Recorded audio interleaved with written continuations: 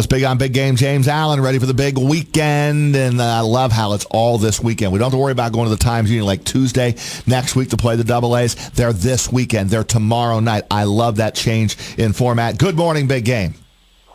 Morning, Roger. I'm all wound up, big game. I really am. I'll see you up there on Saturday. Save me a seat, will you? Mm-hmm. Hey, let's start with tonight.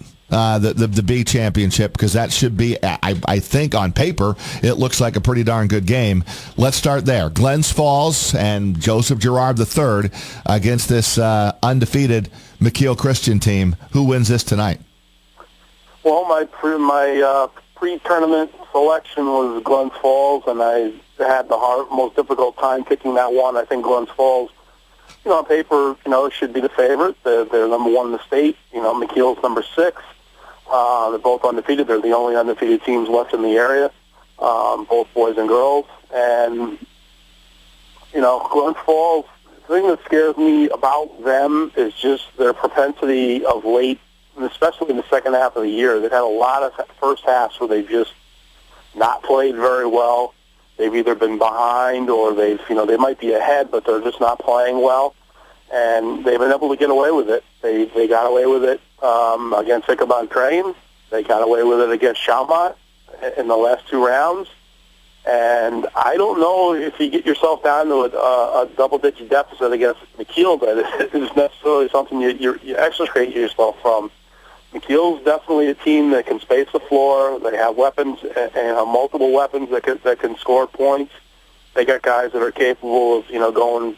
They have multiple guys that are capable of going for 20 in the same game. So, to me, it comes down to the same thing that happened with McKeel last year. They got to the semifinals. They lost a very close game, a couple-point game to Hudson and wound up winning it. The thing that hurt them that particular night was they got in foul trouble and they're not deep. And they don't have a deep bench. So McKeel's got to keep their guys on the floor. It's going to be incumbent upon Glens Falls to attack throughout the game.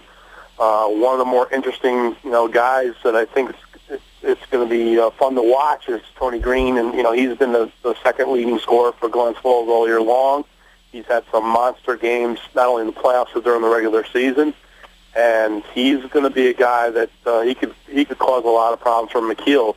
Conversely, the Lions can cause a lot of problems on the perimeter. They shoot the threes very, very well. They've had multiple games this year where they've had over 15 threes, and they're going to need that outside shooting, which is sometimes difficult to have at the Glens Falls Civic Center if they want to win this game tonight. 7:45 tonight. Cameras rolling. Highlights, post-game reaction on News Channel 13 Live 11. Chris Honorado will be in Glens Falls for the mighty 1-3, and then tomorrow night. And I hope to be in the house for this one. A lot of hype around what has become a rivalry game now between two teams that look pretty darn even, at least if you look at the score this year. Both games decided by exactly the same score, 62-59. Colony won at the end of the season game. Bethlehem won at the very beginning, but both 62-59 big game. And here they are matched up at a Double-A title game on Saturday night. What's going to be the difference here in this one? Well, I think the difference in this game is going to be, I think as much as we're going to see some of the top guys for each team do well, it's going to come down to the second and third, the fourth options that are who's going to do better in that regard. I think is ultimately going to decide this game. I mean, you look at the last couple of games for Colony, you had different players really step forward in the big comeback against Green Tech. It was Brendan Molson. The last game for Colony, it was Bryce Waterman stepping forward, getting opportunities. They really made a conscious effort to get him going, and they really looked for him. And Schenectady, for whatever reason, I don't know how, they just didn't seem to know where he was in the zone, and he got many opportunities.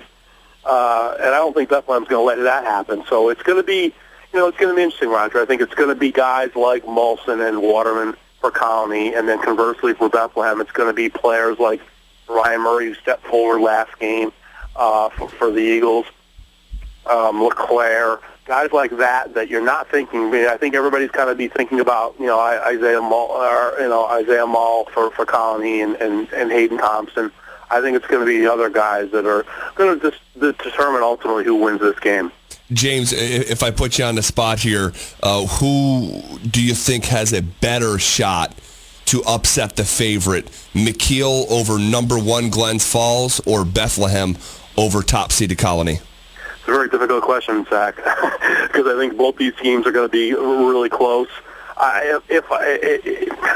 The only reason why I would say Bethlehem is just because of the history of the last 2 years. McKeel, I think they're very capable. I mean, I would not be surprised if they win. It's just that I don't know that ultimately the reason why I pick Glens Falls is because they've got number 11, and number 11 for whatever reason just doesn't seem to let them get too far down. He always seems to. And I'm talking about Joseph Girard III. For people who don't know who number 11 is, he's the guy that just seems to always come up with the goods. And I remember the feeling and the just like facial expression when he walked off that court after losing that great game against Hudson last year. And that kid I knew was determined. He's going to get them back here. And like on the football field this year, I just think he's going to find a way ultimately for them to win the game. Bethlehem and Colony, for Colony, the second game, Bethlehem was down. They were down. They were down big early. They came back. For whatever reason, Colony just can't seem to shake them. And talking to Bryce Waterman after they won the semifinal game, and I said, hey, Bethlehem, you guys just can't seem to get away from each other. And he says, yeah. He says, I'm not gonna lie, it's a rivalry. We respect them, but we definitely don't want to lose to them. And he says, but do I think it's going to be close? And he said, absolutely. I think it's going to be another close game. We just seem to have those kind of close games, and I think we're going to see that again. Would I be stunned if Bethlehem won? No, I wouldn't. But I did pick Colony. I'm going to stick with it. And I think it's going to be something that both teams said, Zach, they seem to bring the best out of each other. They bring a little bit of the worst out of each other and ultimately the best out of each other. They seem to make each other rise to the occasion. And I think tomorrow night is going to be a nice crescendo to the second two portion of the playoffs. Big game. One more for me. I got to touch on the girls quickly because item number 4 on your Times Union Sports page today, front and center. You have high school hoops. 5 things to watch. Number 4 teams have a shot at repeating at sectional champs for the girls. Argyle. You have Argyle, Shen, Averill Park, and Glens Falls, all with a shot here. And Shen's match up against Shaker, right? That should be a great game. Absolutely. Shaker beat them the last time they played, and they're both 20-2. They're both pretty evenly matched. The interesting element for both teams is you look on the floor and there aren't any seniors. there's only one senior that's playing, and that's it's Mayo for Shaker. And she had to sit there at the end of the semifinal, having fouled out, and Charlotte Sanford did a great job of bringing it home in their semifinal win. And they're going to need their younger players to really do what they did the last time they played, as well as Mayo did the first time they played Shen. Their support players did a really good job. They're going to need to do that again. Shen on the big court, I think it's going to be interesting because they can really attack from multiple places. Kind of interested to see what the matchups are going to be, how they're going to play. Mayo got in foul trouble the last time, and I'm interested to see who she ultimately hooks up with and who she guards. And I think the matchup to watch is going to be the point guard matchup, Cameron Tooley versus Charlotte Sanford. Sanford did a pretty good job shutting her down the first time, and Tooley took over the game in their semifinal win. She's going to have to raise her level if Shen's going to repeat.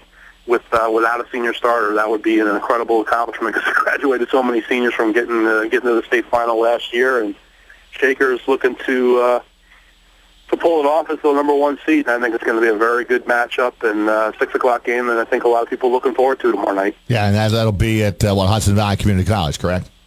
No, it's at Glens Falls. Oh, that's at Glens Falls too. All right, I know this game's over at HBC. All right, I got that confused. All right, so No, there's two. Normally that would be the case, Roger, but because of now they've been playing the doubleheader with the double A's the last few years at Times Union Center, but because of the tournament and there's a concert there on Tuesday, the Times Union Center wasn't available, so they made the change this year. I don't think it's a permanent change. It was just a change this year to move I love the change. The double A championships on to Saturday. I am so cool with this change. I think it's great. Keep it all in a weekend, and Glens Falls is a great spot. And so there you go, the doubleheader all up there. Should be a lot of fun. And I want to make sure we touched on the girls a little bit. Took some criticism last time I had you on, not bringing up the girls side of things. So there you go, a little bit on the girls championship games as well. Big game. Have a good night up at the Civic Center. I will seek you out tomorrow night for sure. Well, I'll be busy, Roger, so if you seek me out, there's only one place I usually am in when I'm at the Glens Falls Civic Center, and that's upstairs because I'm going to be writing 4 stories. So I'll be quite busy. But if you want to come upstairs and visit, feel free. I'll definitely pop my head in. Big game. Have a great weekend. Thanks for a few minutes here on the Friday show. You got it, Roger. Take care.